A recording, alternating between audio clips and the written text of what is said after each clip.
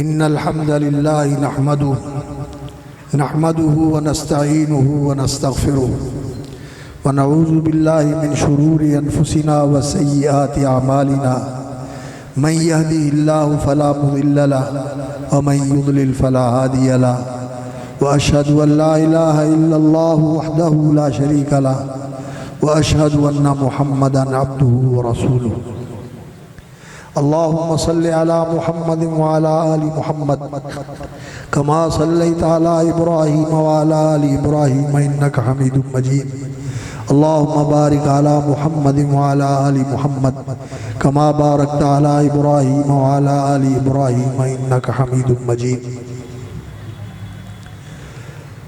فضیلت مآب علماء، مشائخ، خطباء، دعات، ائمہ، مدرسین، اصحاب علم و فضل اور عزت مآب برادران اسلام، احباب گرامی، حاضرین کرام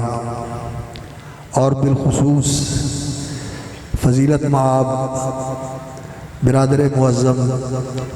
حافظ عبد الرحمن صاحب شغوپوری حافظہ اللہ،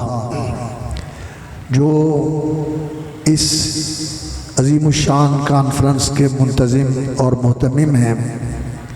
اور اس کی روح رواں ہیں، اور وہ اپنی محبت اور اپنے تکریمی اور توقیری جذبات اور کلمات کے ساتھ علماء کا تذکرہ کر رہے ہیں، لیکن مجھ فقیر اور پرتقصیر کے بارے میں جو ان کے جذبات ہیں میں ان کی قدر کرتا ہوں، اور اللہ رب العزت کے حضور یہ دعا کرتا ہوں کہ یا اللہ یہ ان کا حسن ظن ہے، یہ ان کا گمان ہے، لیکن من آنم کے من دانم، مجھے اپنی کوتاہیوں اور اپنی تقصیروں کا خوب علم ہے۔ اللہم لا تؤاخذنی بما یقولون، یا اللہ یہ میرے بھائی میرے بارے میں جو کہتے ہیں تو اس پر میرا مواخذہ نہ فرمانا، وجعلنی خیرا مما یظنون، اور جو یہ میرے بارے میں گمان کرتے ہیں مجھے اس سے بہتر بننے کی توفیق عرضاں فرمائے، توفیق عرضاں فرمانا، واغفر لی ما لا یعلمون، اور جو میری ایسی کمزوریاں ہیں جو بے شمار ہیں جن کا میں اعتراف اور اقرار کرتا ہوں، یا اللہ تو وہ مجھے معاف فرما دے۔ اور ایک بات میں مزید عرض کرنا چاہتا ہوں کہ سامنے تعریف اور توصیف جو ہے یہ رسول اللہ صلی اللہ علیہ وسلم نے پسند نہیں فرمائی، اس سے منع فرمایا ہے، بلکہ اس کی مذمت فرمائی ہے۔ اہل علم موجود ہیں، احصوا فی وجوہ المداحین التراب، رسول اکرم صلی اللہ علیہ وسلم کے یہ الفاظ ہیں، اس لیے منہ کے سامنے تعریف نہیں کرنی چاہیے، بلکہ یہ انسان کے فتنے میں مبتلا کرنے والی چیز ہوتی ہے۔ اور پھر ایسا ہوتا ہے کہ جس کا نام لیا جائے وہ تو یہ سمجھتا ہے کہ میں کوئی بڑی چیز ہوں، اور جس کا نام نہ لیا جائے وہ سمجھتا ہے کہ مجھے نظر انداز کر دیا گیا۔ حالانکہ سچی بات یہ ہے کہ جن کو اللہ رب العزت نے علم کی دولت سے نوازا ہے ان کو اللہ نے بڑا شان و مرتبہ عطا فرمایا ہے۔ اللہ تعالیٰ علم نافع کی دولت سے مالا مال فرمائے اور اس کے ساتھ عمل صالح کی توفیق عطا فرمائے تو پھر تو بڑا اونچا مقام ہے۔ اور اگر انسان علم نافع سے محروم ہے، اور علم نافع وہ ہوتا ہے جس کے ساتھ اللہ کی خشیت پیدا ہوتی ہے اور انسان ربانی علماء کی صف میں شامل ہوتا ہے، اللہ تعالیٰ وہ علم نصیب فرمائے تو یرفع اللہ الذین آمنوا منکم والذین اوتوا العلم درجات، جو اللہ نے مقام اور مرتبہ عطا فرمایا ہے وہ کافی ہے، اور اس کا اظہار کرنے کی ضرورت نہیں، بس اللہ رب العزت سے دعا کرنی چاہیے کہ اللہ تو وہ نصیب فرما دینا، اللہ کی بارگاہ میں انسان کو وصل فرازی نصیب ہو جائے۔ اور یہ دعوت اہل حدیث کانفرنس ہے، اس میں آپ کے سامنے مختلف علماء اہل حدیث کی دعوت کے جو مختلف پہلو ہیں ان کے بارے میں انشاءاللہ العزیز اظہار خیال کر رہے ہیں، اور اپنے اپنے انداز میں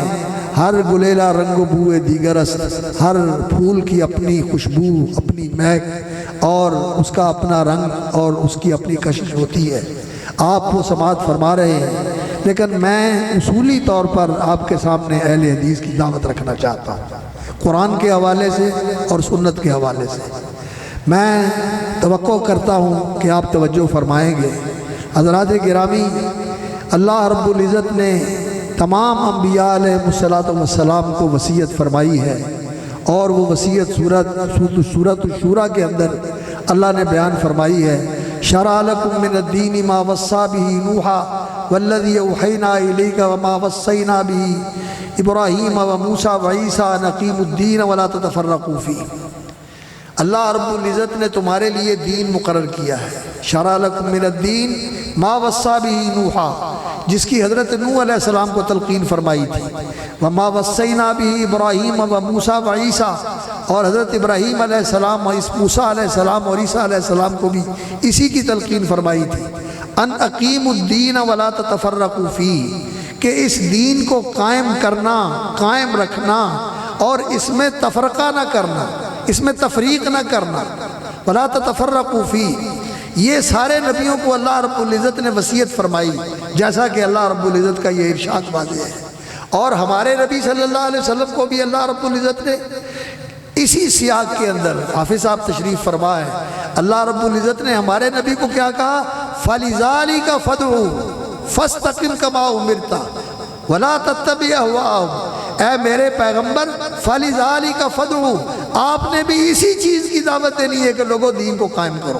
وَلَا تَتَفَرَّقُوا فِيهِ، اور اس دین کے اندر تفریق نہ کرو، یعنی دین کا کچھ حصہ مان لو اور کچھ حصہ نہ مانو۔ آج افضل شیخ صاحب اللہ تعالیٰ ان کی زندگی میں برکت فرمائے، وہ بہت المناک طریقے سے ذکر کر رہے تھے کہ عالم کفر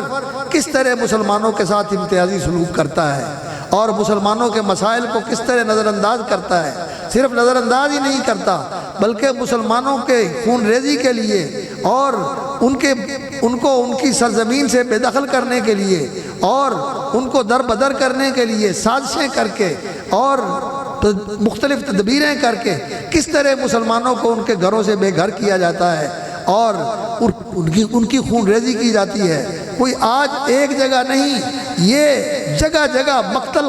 سجے ہوئے ہیں اور لاشیں تڑپ رہے ہیں اور خون بہہ رہا ہے، یہ سارا کچھ ہو رہا ہے۔ یہ جو کچھ ہو رہا ہے امت مسلمہ کے ساتھ، اس کی وجہ ایک ہے اور وہ وجہ سمجھنے کی ضرورت ہے،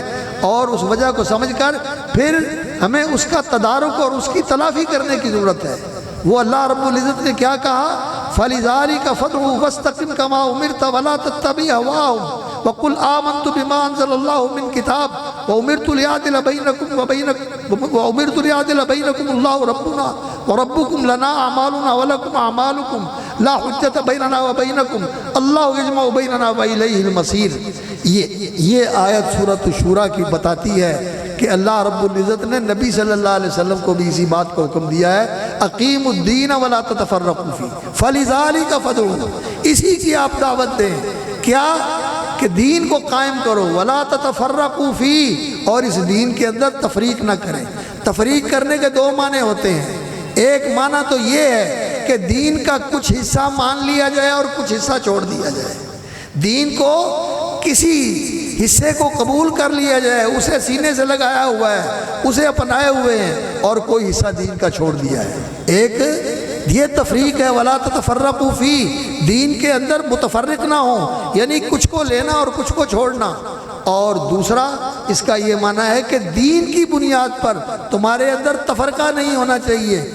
تمہارے اندر گروہ بندیاں اور تمہارے اندر اس طرح تحزب نہیں ہونا چاہیے، اس طرح ٹولیاں نہیں ہونی چاہیے، اس طرح تفرقے اور اس طرح گروہ اور جماعتیں نہیں ہونی چاہیے، بلکہ سب کو ایک ملت اور ایک امت بننا چاہیے۔ اللہ نے تو آدم علیہ السلام سے لے کر محمد الرسول اللہ صلی اللہ علیہ وسلم تک آنے والے سارے نبیوں کو یہ کہا کہ ان هذه امتکم امۃ واحدہ، تم سارے کے سارے پیغمبر ایک امت ہو، ایک جماعت ہو، حالانکہ ان کی شریعتیں مختلف تھیں، لِكُلٍّ جَعَلْنَا مِنْكُمْ شِرْعَةً وَمِنْهَاجًا، لیکن ان کا دین ایک تھا، وہ ایک اللہ کی عبادت کرنے والے تھے اور ایک اللہ کی اطاعت کرنے والے تھے، اور وہ ایک اللہ رب العزت کے اتارے ہوئے دین کے پیروکار تھے، اس لیے وہ سارے کے سارے ایک امت تھے۔ ان هذه امتکم امۃ واحدہ، ایک مقام پہ فرمایا وَأَنَا رَبُّكُمْ فَاعْبُدُونَ، میں تمہارا رب ہوں، میری عبادت کرو، اور سورۃ المومنون میں فرمایا وَأَنَا رَبُّكُمْ فَاتَّقُونَ، اور عبادت اور تقوی یہ دونوں ایک ہی معنی رکھتے ہیں،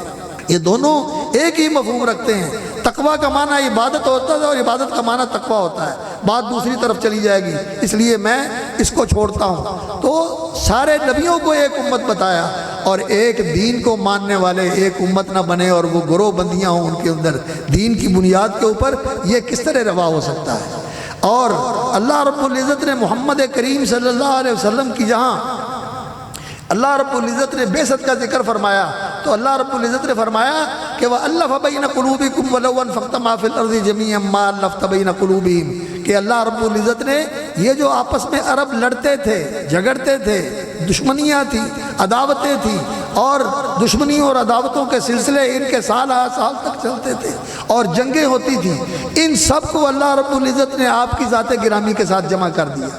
أَلَّفَ بَيْنَ قُلُوبِهِمْ وَلَوْ أَنفَقْتَ مَا فِي الْأَرْضِ جَمِيعًا مَا أَلَّفْتَ بَيْنَ قُلُوبِهِمْ وَلَكِنَّ اللَّهَ أَلَّفَ بَيْنَهُمْ، اللہ تعالیٰ نے صحابہ کو اکٹھا کر دیا رسول اکرم صلی اللہ علیہ وسلم کی ذات گرامی کے اوپر، اور اللہ رب العزت نے رسول اکرم صلی اللہ علیہ وسلم کے بعثت کے ساتھ ان کو ایک جماعت بنا دیا، ایک امت بنا دیا، مہاجرین اور انصار اور جتنے مسلمان تھے سارے ایک امت تھے۔ آج اس محمد الرسول اللہ صلی اللہ علیہ وسلم کی امت کے اندر کتنے گروہ ہیں، کتنی جماعتیں ہیں اور کتنے فرقے ہیں، ہر کوئی اپنی طرف بلاتا ہے اور وہ کہتا ہے کہ میں ہوں اس طریقے کے اوپر جو محمد الرسول اللہ صلی اللہ علیہ وسلم کا طریقہ تھا۔ لیکن اہل حدیث وہ جماعت ہے، اہل حدیث وہ طائفہ منصورہ ہے جس کے بارے میں رسول اکرم صلی اللہ علیہ وسلم نے فرمایا تھا کہ لا تزال طائفۃ من امتی قائمین علی الحق لا یضرهم من خذلهم ولا من خالفهم حتی یاتی امر اللہ، ایک جماعت لا تزال طائفۃ من امتی، میری امت کا ایک گروہ قائم رہے گا علی الحق منصورین ظاہرین، حق کے اوپر قائم رہیں گے، اللہ ان کی مدد کرے گا اور وہ ظاہر نظر آئیں گے، لوگوں کو دکھائی دیں گے۔ لا یضرهم من خذلهم ولا من خالفهم، ان کو بے یار و مددگار کرنے والا اور ان کی مخالفت کرنے والا ان کا کچھ بگاڑ نہیں سکے گا، یہاں تک کہ اللہ رب العزت کا فیصلہ آ جائے کہ اللہ رب العزت اس دنیا کی بساط میں پیٹنے کا فیصلہ فرما دے، اس وقت تک یہ جماعت قائم رہے گی۔ اور امام علی بن مدینی، امام احمد بن حنبل اور امام اسحاق بن راہویہ وہ کہتے ہیں کہ اگر یہ جماعت اہل الحدیث کی جماعت نہیں ہے تو کون سی جماعت ہے؟ یہ اہل الحدیث کی جماعت ہے، یہ ائمہ حدیث کہہ رہے ہیں، علی بن مدینی کہہ رہے ہیں، احمد بن حنبل کہہ رہے ہیں، اور امام بخاری رحمۃ اللہ علیہ بھی اسی حدیث کو نقل کرتے ہوئے جب صحیح بخاری میں ذکر کرتے ہیں تو کہتے ہیں کہ وہم اہل العلم والفقہ، اور یہ جماعت اہل علم اور دین کی سمجھ رکھنے والوں کی جماعت ہوتی ہے، یہ وہ جماعت ہے جو حق کے اوپر قائم رہے گی۔ تو اس کا معنی یہ ہوا کہ رسول اکرم صلی اللہ علیہ وسلم نے اس امت کے اندر ایک جماعت کے بارے میں خبر دی ہے کہ وہ حق کے اوپر قائم رہے گی اور وہ حق کو لوگوں کے سامنے پیش کرے گی، حق کے اوپر چلے گی، حق کی حفاظت بھی کرے گی، حق کا ابلاغ بھی کرے گی، اور حق کی علم بردار بھی رہے گی، علم بردار بھی ہوگی، اس کی اشاعت بھی کرے گی اور اس کا ابلاغ بھی کرے گی اور اس پر عمل کر کے بھی دکھائے گی۔ اور رسول اکرم صلی اللہ علیہ وسلم نے اسی جماعت کے ساتھ رہنے کا حکم بھی دیا ہے، نبی صلی اللہ علیہ وسلم نے اسی جماعت کے ساتھ حکم دیا ہے رہنے کا۔ آپ صلی اللہ علیہ وسلم نے فرمایا ایاکم والفرقہ وعلیکم بالجماع، لوگوں تفرق اور اختلاف سے بچو، تفرق اور اختلاف سے بچو، وعلیکم بالجماع، اور اجتماعیت اور اکٹھے رہنے کو لازم پکڑو۔ فرمایا الجماعت رحمت، اکٹھے ہونا، جماعت کے ساتھ رہنا، اس میں اللہ کی رحمت کا نزول ہوتا ہے، والفرقۃ عذاب، اور الگ الگ ہونے میں اللہ رب العزت کی طرف سے آزمائش اور عذاب اور انسان فتنوں کے اندر مبتلا ہو جاتا ہے۔ تو رسول اکرم صلی اللہ علیہ وسلم سے پوچھا گیا من الجماعت یا رسول اللہ، یا اللہ کے رسول جماعت کون سی جماعت آپ جس کے بارے میں کہہ رہے ہیں؟ علیکم بالجماع، کہ اس جماعت کو لازم پکڑنا۔ تو رسول اکرم صلی اللہ علیہ وسلم نے فرمایا ما انا علیہ واصحابی اليوم، اس جماعت کو لازم پکڑنا جو اس طریقے پر ہو جس طریقے پہ آج میں اور میرے صحابہ ہیں، آج میں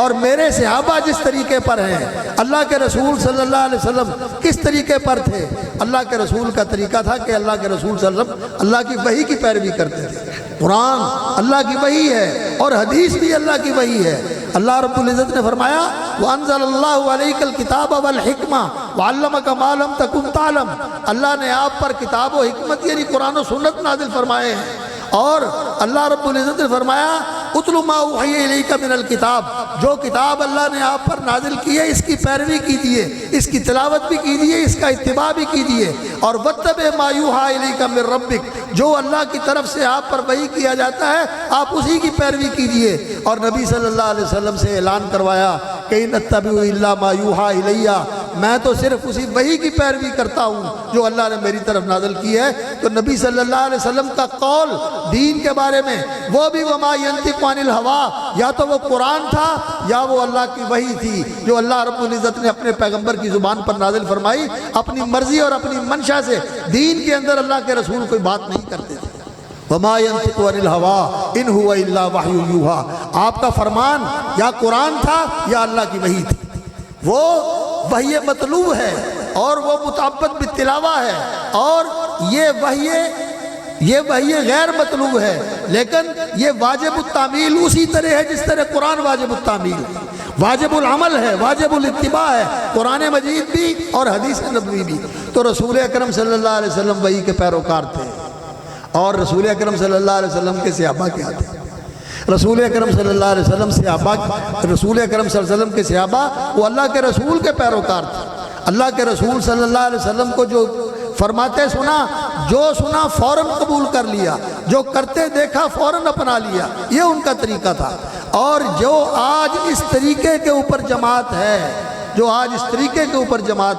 یہ وہ جماعت ہے جس جماعت کے ساتھ جڑنے کی اللہ کے رسول صلی اللہ علیہ وسلم نے تلقین فرمائی، علیکم بالجماعہ،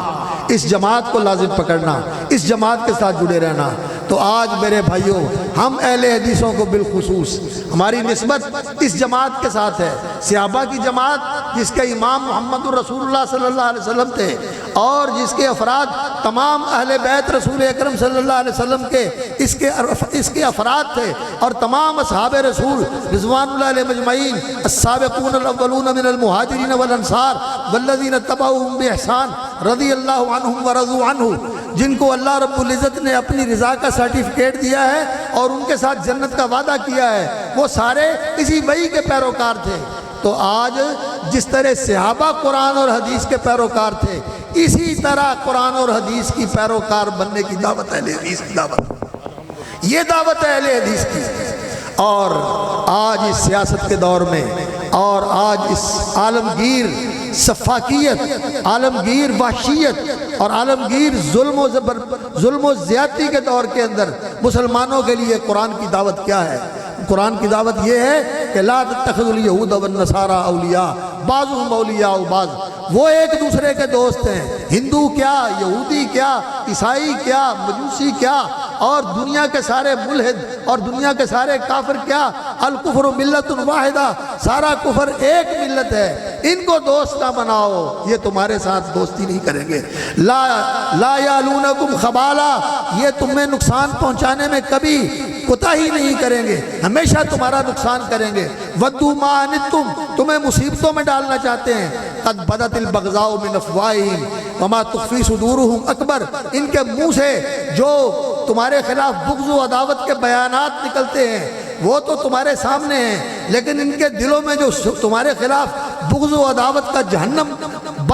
جل رہا ہے، آگ بھڑک رہی ہے، وہ اس سے بہت زیادہ ہے، جس کا یہ اظہار کرتے ہیں، اور جب انہیں موقع ملتا ہے تمہیں نقصان پہنچانے کی کوشش کرتے ہیں۔ ہاں انتم اولئک تحبونہم ولا یحبونکم، تم دوستی کے ہاتھ بڑھاتے ہو ان کی طرف اور وہ تمہارے ساتھ دشمنی کرتے ہیں۔ اللہ اکبر۔ تو اللہ رب العزت نے فرمایا کہ ان کے ساتھ دوستی نہ کرو، بلکہ ان کو دشمن جانو، ان کو دشمن جانو، یہ تمہارے دشمن ہیں۔ لیکن آج یہ حکم ہمارے حکمرانوں نے اور ہمارے دانشوروں نے اور ہمارے سیاستدانوں نے قرآن کا یہ حکم بھلا دیا،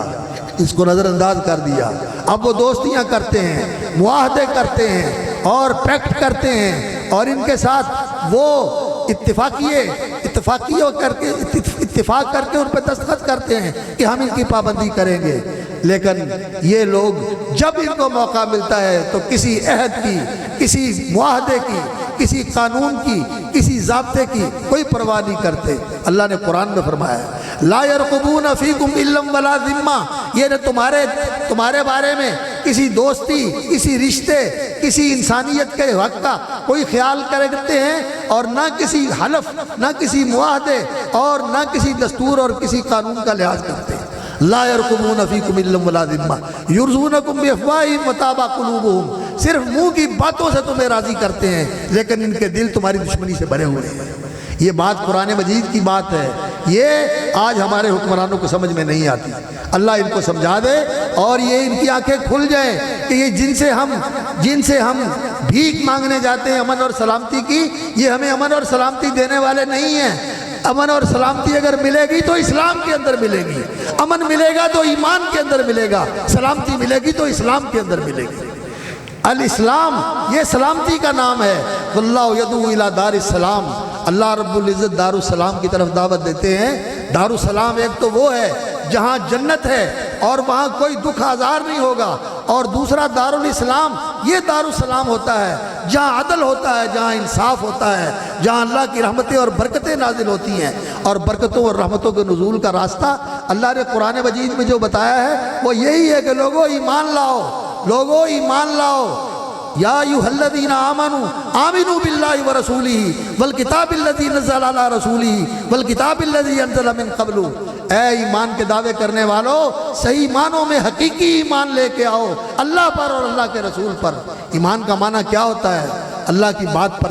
کی بات پر یقین کرنا، اس کی تصدیق کرنا، اس کو ماننا اور اس کو مان کر پھر اس کے مطابق عمل کرنا۔ آمنا باللہ، ہم اللہ پر ایمان رکھتے ہیں، وَنَحْنُ لَهُ مُسْلِمُونَ، اور ہم اس کے فرما بردار ہیں۔ اگر اس کو مانتے ہیں تو اس کی بھی مانو، اور اس کو مان کے اس کی نہ ماننا یہ کوئی ایمان نہیں ہے، یہ مومنوں کا وتیرہ نہیں ہے، یہ اہل ایمان کا راستہ نہیں ہے۔ جو مومن ہوتے ہیں وہ تو کہتے ہیں آمنت باللہ، میں اللہ پر ایمان لے آیا، وَأَسْلَمْتُ لِلَّهِ رَبِّ الْعَالَمِينَ، اور میں اللہ رب العزت کا مطیع اور فرما بردار بن گیا۔ تو اسلام اللہ کی فرما برداری کا نام ہے، اور ایمان جو ہے یہ اس چیز کا نام ہے کہ انسان امن کے اندر آ جاتا ہے، لوگوں کے لیے بھی امن کا پیام پر ہوتا ہے۔ المومن من امنہ الناس علی دمائہم واموالہم، رسول اکرم صلی اللہ علیہ وسلم نے فرمایا مومن وہ ہوتا ہے جس سے کسی کی جان کو، کسی کے مال کو، کسی کی عزت کو کوئی خطرہ نہیں ہوتا۔ مومن وہ ہوتا ہے، اور مسلمان وہ ہوتا ہے جو سلامتی کا پیامبر ہوتا ہے، جو لوگوں کے لیے سلامتی کا پیامبر ہوتا ہے، سلامتی کا پیغام لے کے جاتا ہے۔ السلام علیکم، تمہارے اوپر سلامتی ہو میری طرف سے۔ اور مومنوں کے لیے المسلم من سلم المسلمون من لسانہ ویدہ،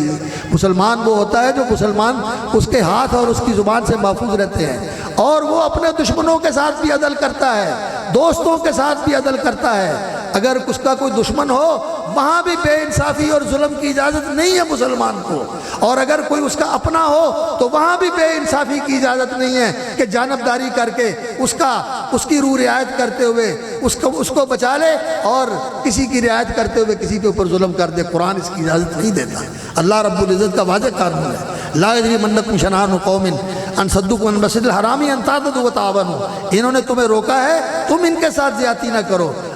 دشمن کے ساتھ بھی انصاف کرو اور اپنوں کے ساتھ بھی انصاف کرو، یہ قرآن کی تعلیم ہے۔ لیکن ان کے پیمانے اور ہیں، یہ کافر ہیں، یہ کبھی بھی تمہارے ساتھ عدل اور احسان والا معاملہ نہیں کریں گے۔ عدل اور احسان والا معاملہ اگر کرے گا تو وہ اہل ایمان کریں گے، اہل اسلام کریں گے۔ اور اللہ رب العزت نے ہمیں یہ قرآن مجید میں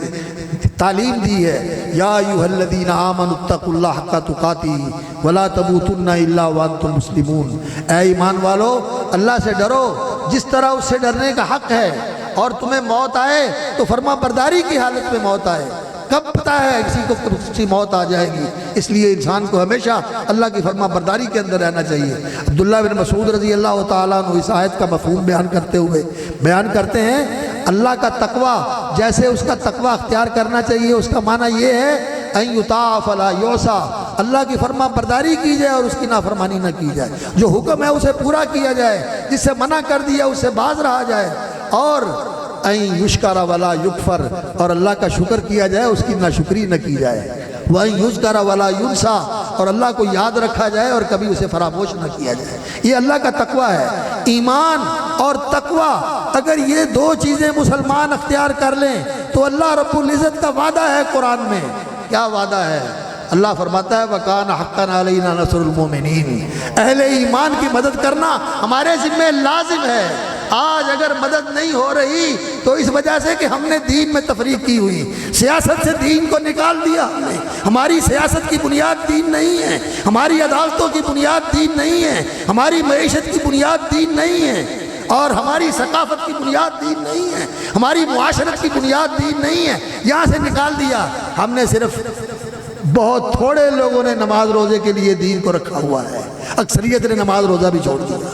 زکوٰۃ بھی چھوڑ دی،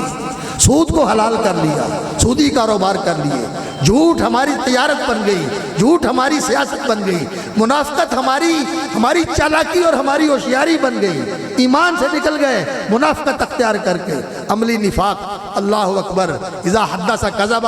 بات کرتا ہے تو جھوٹ بولتا ہے، وعدہ کرتا ہے تو وعدہ خلافی کرتا ہے، جب کسی سے جھگڑا ہو جاتا ہے تو ہر غلط کام کرنے کے لیے تیار ہو جاتا ہے۔ اذا خاصم فجرا، اور جب اس امانت اس کے سپرد کی جاتی ہے تو اس میں خیانت کرتا ہے۔ یہ عملی منافق ہے، یہ عملی نفاق تو ہر طرف پھیلا ہوا ہے، پورا معاشرہ اس منافقت سے بھرا ہوا ہے۔ ذالک بانہم کرہوا ما انزل اللہ، اللہ رب العزت کا دین ان کو پسند نہیں ہے۔ کہاں ہماری عورتوں کو پسند ہے دین کی پابندیاں، کہیں ہمارا دانشوروں کو پسند ہے دین کی پابندیاں، کہاں ہمارے ان تعلیم یافتہ کو پسند ہے دین کی پابندیاں۔ کہتے ہیں دین آزادی، یہ دور آزادی کا دور ہے، انسان خود مختار ہے، جیسے چاہے زندگی گزارے، جو چاہے کرے۔ نہیں، دین کہتا ہے کہ نہیں، الدنیا سجن المومن، دنیا مومن کے لیے قید خانہ ہے، اللہ کی پابندی کے اندر زندگی گزارنی ہے، اس کے حدود کے دائرے میں رہنا ہے، اس کے احکام کی پابندی کرنی ہے، اور اس کے ممنوع کردہ اور محرم حرام کردہ چیزوں سے بچ کے زندگی گزارنی ہے۔ ہاں، کافر کے لیے جنت ہے، جیسے چاہے زندگی گزارے، لیکن اس کا نتیجہ پھر ابدی جہنم ہے۔ اور آج جس نے پابندی کے ساتھ زندگی گزار دی، پھر اللہ رب العزت جنت میں اس سے پوچھے گا بتا بندے تیری مرضی کیا ہے، میں تیری مرضیاں پوری کروں، تیری مرضیاں پوری کروں۔ اور مرضیاں پوری ہوں گی، جو چاہے گا، جو مانگے گا ملے گا۔ اللہ فرمائیں گے اور مانگ، پھر ملے گا، پھر اللہ فرمائیں گے اور مانگ، پھر ملے گا۔ جب 3 دفعہ اللہ رب العزت منگوا کے دیں گے تو پھر کہیں گے اور مانگ، کہے گا یا اللہ میری تو مانگ ختم ہو گئی، میرے پاس تو رہا کچھ نہیں۔ فرمایا تیری مانگ ختم ہو گئی، میری دین ختم نہیں ہوئی، میں اور بھی دینے والا ہوں۔ اب دنیا میں اگر انسان ایسی اسلام والی زندگی گزارے تو اللہ رب العزت اس کو ایسی زندگی عطا فرمائے گا۔ تو اللہ رب العزت نے فرمایا اگر اہل ایمان وَلَوْ أَنَّ أَهْلَ الْقُرَىٰ آمَنُوا وَاتَّقَوْا، اگر بستیوں کے رہنے والے ایمان والی زندگی اختیار کر لیں، تقوی والی زندگی اختیار کر لیں، لَفَتَحْنَا عَلَيْهِمْ بَرَكَاتٍ مِّنَ السَّمَاءِ وَالْأَرْضِ، آسمان سے بھی برکتوں کے دروازے کھول دیں گے، زمین سے بھی برکتوں کے دروازے کھول دیں گے۔ پھر IMF کے سامنے کشکول لے کے جانے کی ضرورت نہیں رہے گی، پھر کسی ورلڈ بینک کے سامنے جا کے ناک رگڑنے کی ضرورت نہیں رہے گی۔ وَلِلَّهِ خَزَائِنُ السَّمَاوَاتِ وَالْأَرْضِ، آسمان و زمین کے خزانے اس اللہ کے پاس ہیں۔ اور اللہ الغنی وانتم الفقراء، وہ غنی جب تمہیں غنی کرنے پہ آئے تو پھر یہ سارے مل کے تیرا کچھ بھی نہیں بگاڑ سکتے۔ ان تصبروا وتتقوا لا يضركم كيدهم شيئا، اگر تم صبر اور تقوی والی زندگی اختیار کرو گے تو ساری دنیا کے کافر مل کے تمہیں کچھ نہیں تمہارا کچھ نہیں بگاڑ سکتے۔ آج اگر ہمارا یہ زوال ہے، یہ انحطاط ہے، یہ بے بسی ہے، اور یہ بے چارگی ہے، اور یہ بے قدری ہے ہمارے خون کی، لاشیں ہماری تڑپتی ہیں، اور خون ہمارا بہتا ہے، اور بچے ہمارے یتیم ہوتے ہیں، اور بیٹیاں اور بہنیں ہماری بیوہ ہوتی ہیں، اور کسی کو ترس نہیں آتا، تو اس کی وجہ کیا ہے؟ اللہ اکبر۔ وہ جرم جو اللہ نے یہودیوں کا بیان کیا تھا وہ کیا تھا؟ افتؤمنون ببعض الکتاب وتکفرون ببعض، قرآن کا، کتاب کا، اللہ کی شریعت کا، اللہ کے دین کا ایک حصہ مانتے ہو اور ایک حصہ چھوڑتے ہو، سن لو جو ایسا کرے گا فما جزاء من يفعل ذلك منكم الا خزي في الحیاۃ الدنیا، جو کچھ مانیں گے، کچھ چھوڑیں گے، کچھ لیں گے، کچھ ترک کر دیں گے، مرضی کا لے لیا، نامرضی کا چھوڑ دیا، جو ایسا کریں گے اس کا انجام یہ ہے کہ خزي في الحیاۃ الدنیا، دنیا کے اندر اللہ اس کو ذلیل کر دے گا۔ اللہ رب العزت ذلت سے نکلنے کی توفیق عطا فرمائے۔ اور رسول اکرم صلی اللہ علیہ وسلم نے نسخہ بتا دیا ہے، فرمایا کیا؟ اذا تبایعتم بالعینہ، فرمایا جب لوگوں مسلمانوں تم لوگ ہیلے بہانوں سے سود خوری شروع کر دو گے، تبایاتم بالعینا واتخذتم اذناب البقر، اور تم گائے کی دموں کو پکڑ کے کھیتی باڑی میں لگ جاؤ گے اور تم فارمنگ میں لگ جاؤ گے، تم فارم بناؤ گے اور تم جو ہے کھیتی باڑی کے اندر اپنے کھیت کھلیان کے اندر مشغول ہو جاؤ گے، وَتَرَكْتُمُ الْجِهَادَ فِي سَبِيلِ اللَّهِ، اور وہ تمہارا جو اعزاز تھا، جو جہاد اللہ نے اپنے نبی کو لِيُظْهِرَهُ عَلَى الدِّينِ كُلِّهِ اس لیے بھیجا تھا کہ وہ اس دین کو ساری دنیا کے دینوں پر غالب کرے۔ یہ دین کے غلبے کا پیغام لے کر آئے تھے رسول اکرم صلی اللہ علیہ وسلم۔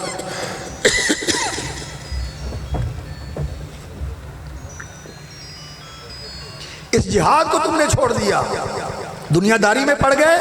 ہیلے بہانوں سے سود کھانے لگے، اب تو ہیلے بہانوں کی بجائے کھلم کھلا سود کھاتے ہیں۔ شرعی عدالت کے فیصلے موجود ہیں لیکن سپریم کورٹ جو ہے ان کو اسٹے دے دیتا ہے اور ان کو معطل کیے ہوئے ہے۔ سودی معیشت سے جان نہیں چھوٹتی اور سود پر قرضے لے لے کے قوم اور ملک کو گروی رکھا ہوا ہے، بلکہ بیچ دیا ہے دشمنوں کے ہاتھوں میں اور وہ مسلط کر رہے ہیں۔ تو سود کو ہیلے بہانوں سے کھاؤ گے اور گائے کے دم پکڑ کے کھیتوں کھلیانوں میں اور فارموں میں لگ جاؤ گے، فی الزرع والزرع، ان کے فارم بنا کر ان کا دودھ بیچو گے اور ان کی دودھ کی پروڈکشن بیچو گے، وَتَرَكْتُمُ الْجِهَادَ فِي سَبِيلِ اللَّهِ، اور اللہ کے راستے میں جہاد چھوڑ دو گے تو سلط اللہ علیکم ذلّا، اللہ تعالیٰ تمہارے اوپر ذلت مسلط کر دے گا۔ آج ذلت کا شکار ہے، آج خزی فی دنیا کا شکار ہے امت مسلمہ۔ اس کی ضرورت ہے کہ ہم اس دین کی طرف لوٹیں، جیسا کہ اللہ کے رسول نے فرمایا لا ینزعہ، یہ ذلت اور یہ خزی اور یہ انحطاط و زوال ختم ہونے والا نہیں ہے حتی ترجعوا الی دینکم، جب تک تم اپنے دین کی طرف پلٹ کے نہیں آؤ گے۔ اور کون سے دین کی طرف پلٹ کے آنا ہے یہ بھی سن لیں، یہ دعوت اہل حدیث کانفرنس ہے۔ میں رسول اکرم صلی اللہ علیہ وسلم کی ایک حدیث سنا کے بعد ختم کرتا ہوں۔ ابو واقد اللیثی رضی اللہ تعالیٰ عنہ بیان کرتے ہیں کہ رسول اکرم صلی اللہ علیہ وسلم کی مجلس میں ہم بیٹھے ہوئے تھے اور رسول اکرم صلی اللہ علیہ وسلم فتنوں کا ذکر فرما رہے تھے، تو آپ صلی اللہ علیہ وسلم نے فرمایا فتنے آئیں گے۔ تو صحابہ نے پوچھا یا رسول اللہ فتنوں کے دور میں ہم کیا کریں؟ تو اللہ کے رسول زمین پہ تشریف فرما تھے، چٹائی بچھی ہوئی تھی، آپ نے چٹائی کے اوپر ایسے ہاتھ رکھا زور سے چمٹا کر، فرمایا دین کے اوپر اس طرح قائم ہو جانا جس طرح آج میں اس چٹائی کے اوپر اپنے ہاتھ کو جمائے ہوئے ہیں، دین کے اوپر جم کے رہنا، دین کے اوپر قائم رہنا۔ اور حضرت معاذ رضی اللہ تعالیٰ عنہ اسی حدیث کے اندر اس اگلے ٹکڑے کے راوی ہیں، یہ معجم طبرانی کی صحیح حدیث ہے کہ نبی صلی اللہ علیہ وسلم نے فتنوں کا ذکر فرمایا اور اس فتنوں کے ذکر کے اندر آپ صلی اللہ علیہ وسلم نے فرمایا فتنے آئیں گے۔ تو صحابہ نے کہا یا رسول اللہ ہم کیا کریں؟ تو نبی صلی اللہ علیہ وسلم نے فرمایا ترجعون الی امرکم الاول، ترجعون الی امرکم الاول، اہل علم بیٹھے ہوئے ہیں، تم نے اپنے پہلے طریقے کی طرف پلٹ کے آنا ہے، نئے دین، نئے فتنے، نئے فکر، نئے فلسفے نہیں، الدینکم الامرکم الاول، وہی طریقہ جو رسول اللہ لے کے آئے اور صحابہ اس پر چلتے رہے، اہل بیت اس پر چلتے رہے، نبی صلی اللہ علیہ وسلم کے خلفاء اس پہ چلتے رہے اور امت کے اہل خیر کے زمانے کے تابعین اور تبع تابعین اس کے اوپر چلتے رہے، اس دین کی طرف پلٹ کے جانا ہے۔ یہ اہل حدیث کی دعوت ہے۔ اللہ رب العزت ہمیں اس دعوت کو دل و جان سے قبول کرنے اور اس کا دنیا میں علم بلند کرنے اور اسی دعوت کو پھیلانے کی توفیق عطا فرمائے، اور اس برادر معظم کی محنتوں اور کوششوں میں اللہ برکت فرمائے کہ انہوں نے بہت خوبصورت انتظام کیا، اور میرے جیسے طالب علم کی بھی یہ طالب علمانہ باتیں آپ کے سامنے پہنچانے کا ایک بہت خوبصورت موقع عطا فرمایا۔ اللہ ان کو جزائے خیر دے اور ان کی کوششیں اور کاوشیں قبول فرمائے، اور کیوں نہ ہو یہ عظیم باپ کے بیٹے ہیں اور ان کے لیے صدقہ جاریہ ہیں، اللہ تعالیٰ ان کو سلامت رکھے، اور اللہ ان ہمارے سارے بزرگوں کو جنہوں نے اہل حدیث کی دعوت ملک کے چپے چپے میں، کریا کریا اور بستی بستی میں گھوم گھوم کر دن رات ایک کر کے اپنی زندگی کے چین اور آرام قربان کر کے پہنچائی، اللہ رب العزت ان کے درجات بلند فرمائے، اور ہمیں اس دعوت کو زندہ رکھنے اور اس کو پھیلانے اور اس کو قائم کرنے اور اپنی زندگیوں میں اس دعوت کے مطابق عمل کرنے کی توفیق عطا فرمائے۔ وآخر دعوانا الحمدللہ رب العالمین۔